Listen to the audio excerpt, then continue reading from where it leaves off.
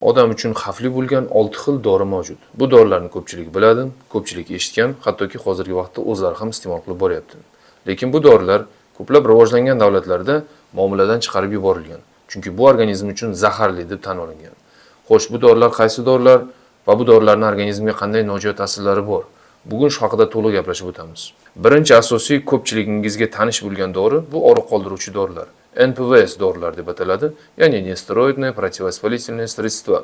Bu dorilar shunchaki og'riq qoldirish maqsadida ancha yil oldin, ya'ni 60-70 yil oldin ko'pchilik og'riqni qoldirish maqsadida iste'mol qilib kelgan dorilardan biri hisoblanadi.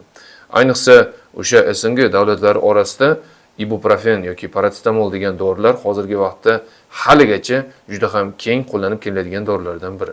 Ibuprofen dorisiga qaraydigan bo'lsak, birinchi asosiy masala bu dori og'riq qoldirish maqsadida iste'mol qilinadi. Lekin og'riq sababiga hech qanday ta'sir ko'rsatmaydi. Shunchaki og'riq qoldiruvchi sikloksigenaza 1 retseptorlarga ta'sir ko'rsatgan holatda bloklaydi va og'riqni siz sezmaysiz. Og'riq qoldiruvchi dorilar uzoq muddat iste'mol qilinmaydi. Ayniqsa aynan shu ibuprofen preparati oshqozonda gastrit va yazva kasalliklarini keltirib chiqarishi mumkin. Shuning uchun bu preparatni uzoq muddat iste'mol qilib borish yoki och qoringa iste'mol qilish qat'iyan man etiladi. Bu preparat doimiy og'riq qoldirish maqsadida iste'mol qilish mumkin bo'lmagan preparatlardan biri. Keyingi preparat bu paracetamol. Bu ham xuddi shunday og'riq qoldiruvchi NPVS guruhiga kiruvchi preparat hisoblanadi.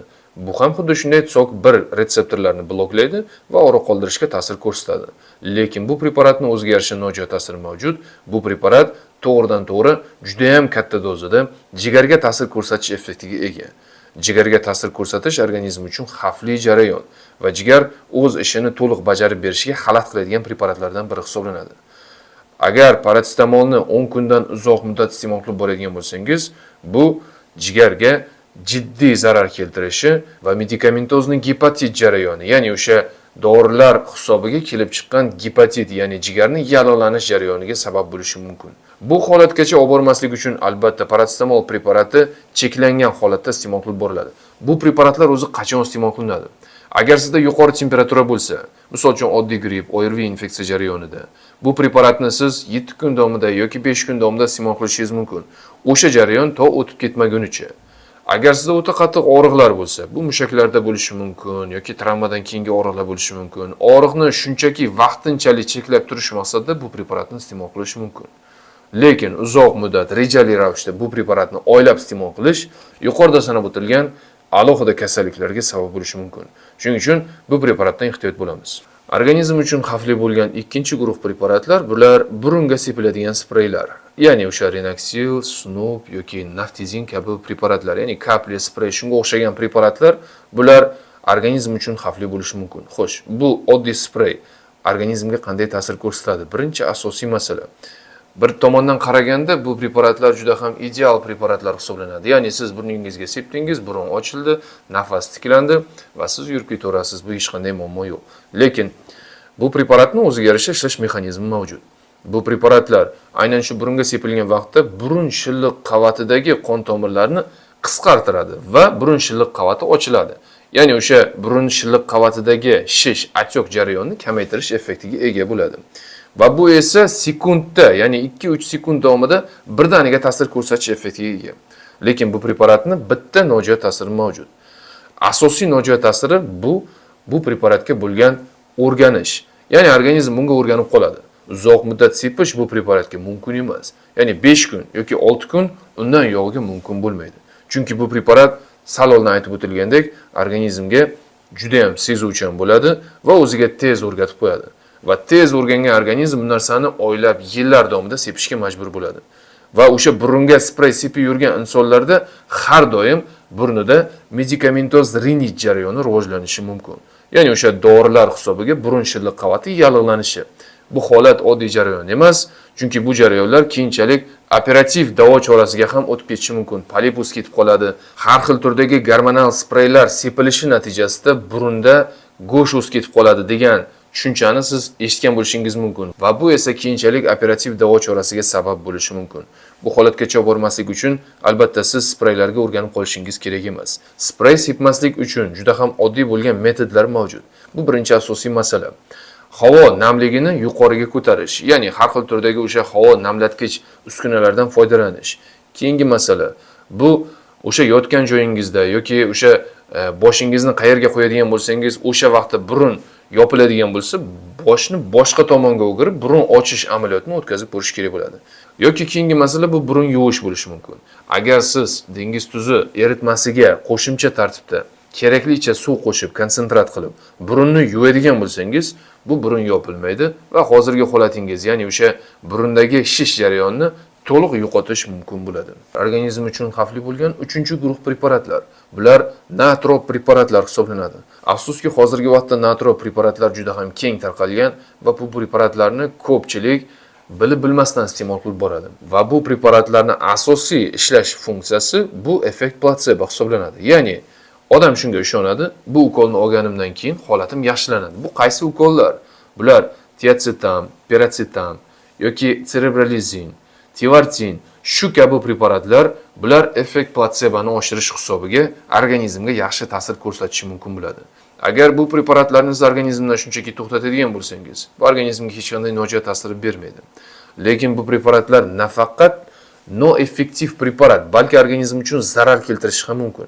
Agar organizmda jiddiy kasallik bo'ladigan bo'lsa, misol uchun onkologiya kasalligi yoki yurak kasalliklari, bu kasalliklarni yana ham rivojlantirishi mumkin bo'ladi.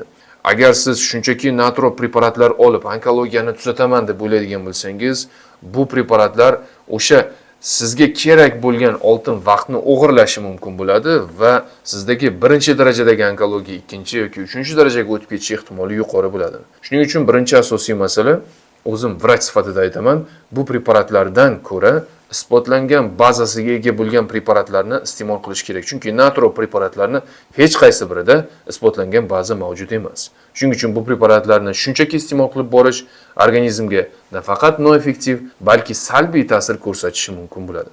Bu natro qo'shimchalarini o'rniga nimalar iste'mol qilish mumkin? Birinchi asosiy masala, bular isbotlangan bazaga ega bo'lgan fitochoylar bo'lishi mumkin. Bular rastarovsha, artishok yoki shunga o'xshash mahsulotlar yoki boshqa turdagi fitoterapiya preparatlari. Bular ovqatlanish, nutritsiyologiya, ya'ni isbotlangan bazaga ega bo'lgan nutritsiyologiya. Keyingisi, agar sizga kerak bo'ladigan bo'lsa, vitaminlar iste'mol qilib borish. Bu 3 xil qo'shimcha siz iste'mol qilib boradigan, ya'ni ukol formadagi natro qo'shimchalari yoki kapelnitsalarni o'rnini bemalol bosadi va sizdagi holatni yaxshi tomonga o'zgartirishi isbotlangan. Bu holatga e'tibor qaratish shart. To'g'ri ovqatlanish va ovqatlanishda qaysi kasalliklarda qaysi dieta organizmga ta'sir ko'rsatishi bo'yicha biz har oyda Telegram kanalda sog'lomlashtirish programmasi o'tkazib boramiz. Bu programma onlayn marafon shaklida o'tkazib boriladi. Bu marafonda har bir inson qatnashishi mumkin va marafon haqida, marafon natijalari haqida aniq ma'lumotni Telegram kanalida olishingiz mumkin. Telegram kanal silkasini aynan shu video ostidagi silka ostida belgilab qo'yaman. Keyingi guruh preparatlar, bular antibiotiklar hisoblanadi. Ko'pchiligingiz bilasiz, antibiotiklar hozirgi vaqtda biz yashab turgan hududda shunchaki iste'mol qilib boriladi. Afsuski, bu preparat tomoq og'riganda, tomoq qizarganda, ayniqsa grippda antibiotikka foydalanish juda ham keng qo'llaniladi va bu eng katta xatoliklardan biri hisoblanadi. Gripp antibiotik bilan davolanmaydi. Gripp bu shunchaki virusli jarayon. Virus rivojlangan vaqtda protivirusli preparatlarni o'zi ham ishlatish noto'g'ri. Chunki virus rivojlanmasdan oldin protivirusli preparat iste'mol qilib boradigan bo'lsa, unda effekt beradi va bu o'zini isbotini topib bo'lgan. Lekin antibiotik bu eng katta xatoliklardan biri hisoblanadi. O'zimni misolimda aytishim mumkin, antibiotikni o'zim birinchi marta 2-kurs ordinatura bo'lgan vaqtda iste'mol qilganman. Ungacha bu preparatga umuman ishim tushmagan. Albatta, hamma gripp bo'ladi, hammada shamollash bo'ladi. Lekin bu virusli jarayon, yuqumli jarayon hisoblanadi. Shunchaki ko'proq suyuqlik iste'mol qilib borib, bu jarayonni o'tkazib qolgan bo'lishimiz mumkin. Lekin 2-kurs ordinaturada bakterialniy pnevmoniya, ya'ni bemorlar bilan to'g'ridan-to'g'ri ishlagan vaqtda albatta yuqumli virus bilan birga o'sha bolnitsa, o'sha shifoxona ichidagi bakteriyalar ham o'tish ehtimoli bo'ladi va oddiy rentgen qilib ko'rilgan vaqtda o'pkada pnevmoniya aniqlangan. Ya'ni o'sha o'ng o'pkam yarim qismi pnevmoniya bilan jarohatlangan. Va bu holatda albatta antibiotik ichishga majbur bo'lganman, chunki bu holat haqiqatan ham antibiotikka muhtojlik bo'ladi. Bu preparatlarni shunchaki iste'mol qilib borish qat'iyan man etiladi. Nimaga antibiotik bakterial proses bo'lmagan jarayonlarda grippda organizmga qat'iyan man etiladi? Birinchi asosiy sabab. Agar siz antibiotik shunchaki iste'mol qilib boradigan bo'lsangiz, birinchidan bu ayrim bir guruh bakteriyalarga ta'sir ko'rsatadi va boshqa guruh bakteriyalarga ta'sir ko'rsatmaydi. Va o'sha bir marta tushgan antibiotikka tirik qolgan bakteriyalar bu antibiotikka sezuvchanligi yuqori bo'ladi va siz keyingi safar shamollab qolgan vaqtingiz yoki qandaydir bakterial jarayonlar, pnevmoniya o'tgan vaqtda siz uncha antibiotikni sezmaysiz va tuzalish jarayoni juda ham qiyin bo'ladi. Shuning uchun iloji boricha antibiotiklarni kamroq iste'mol qilib borib, alternativ bo'lgan qo'shimcha yo'llardan foydalanish tavsiya qilinadi. Ayniqsa gripp yoki shunga o'xshash jarayonlarda antibiotiklarni iloji boricha eng oxirgi variantga qo'yish kerak bo'ladi. Keyingi guruh preparatlar bular uxlatuvchi va tinchlantiruvchi preparatlar hisoblanadi. Ya'ni organizm uchun xavfli bo'lgan benzodiazepam guruhga kiruvchi preparatlar. Bu preparatlar organizm uchun xavfli jarayon hisoblanadi. Bu oddiy hayotda organizmni to'g'ridan to'g'ri yomon ta'sir ko'rsatish effektiga bo'ladi.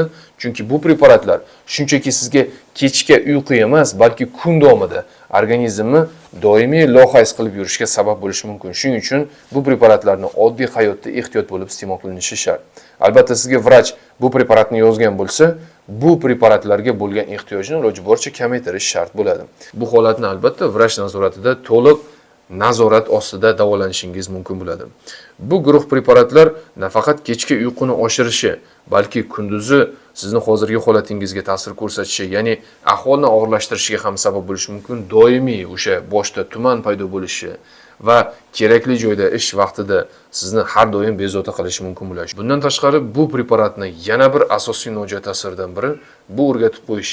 Organizm uzoq muddat bu preparatni iste'mol qilib borish natijasida bu preparatga bo'lgan sezuvchanlik oshadi.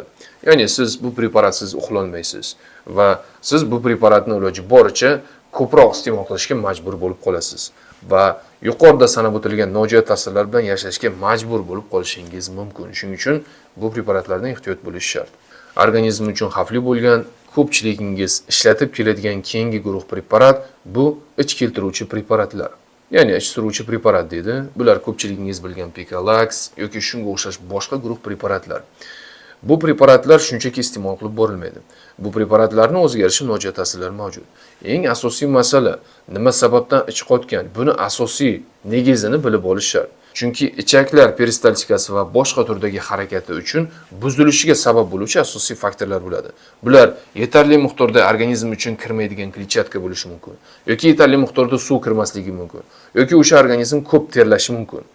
Va bu holatda yuqorida sanab o'tilgan holatlar hammasi dehidratatsiya, ya'ni organizmning suvsizlanishiga sabab bo'ladi. Bu esa ichaklar qanaqa burilishidan qat'iy nazar, siz misol uchun o'sha Picalax tabletkasini iste'mol qiladigan bo'lsangiz ham ich kelishi bo'lmaydi va ichingiz og'riydi, ya'ni burash jarayoni bo'lishi mumkin. Chunki organizmda yetarli miqdorda suv yo'q.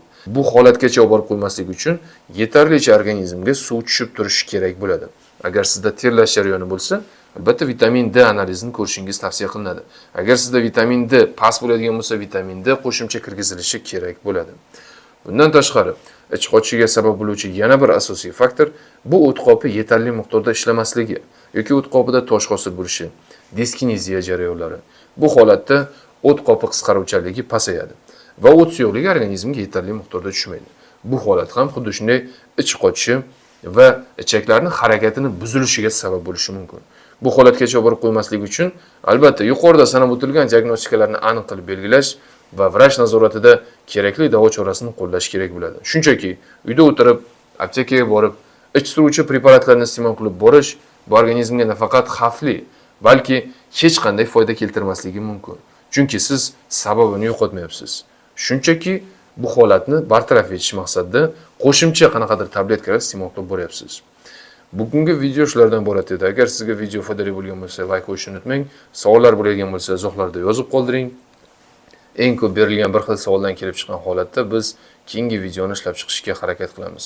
Sog' bo'ling.